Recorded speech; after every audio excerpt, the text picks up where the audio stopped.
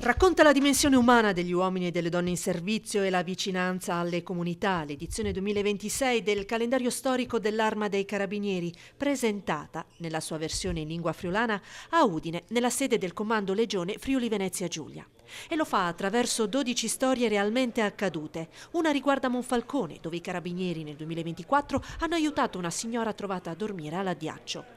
Eroi quotidiani, il tema scelto per la nuova edizione del calendario, la 93esima, illustrata dall'artista René Luigi Valeno. La scelta di quest'anno per il calendario è stata questa, di illustrare l'attività che l'Arma dei Carabinieri compie non da un punto di vista di eventi particolarmente, come posso dire, che risaltano in modo particolare la cronaca, ma di eventi quotidiani, eventi che avvengono tutti i giorni, perché in realtà questa è la nostra vita, questo è ciò che facciamo e questo è ciò di cui ci vogliamo un attimino vantare. Siamo presenti, cerchiamo sempre di fare ciò che ci viene chiesto e ovviamente a favore del cittadino.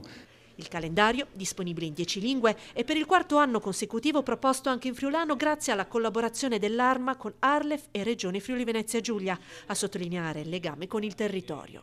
La storia dell'Arma dei Carabinieri e la storia del Friuli Venezia Giulia sono molto intersecate fra di loro. Abbiamo lavorato assieme per completare l'unità d'Italia e questa è una cosa che si percepisce ancora sul territorio a distanza di generazioni. In merito all'anno trascorso e alle principali sfide del 2026 sul fronte sicurezza, il nostro impegno è stato grande, abbiamo conseguito dei validi risultati, però non si può mai essere soddisfatti perché finché ci sarà qualcuno che sarà stato colpito da un evento avverso, anche da un reato, e giustamente quella persona non sarà soddisfatta, quindi non sarebbe giusto nei suoi confronti dire è stato fatto per tutto bene.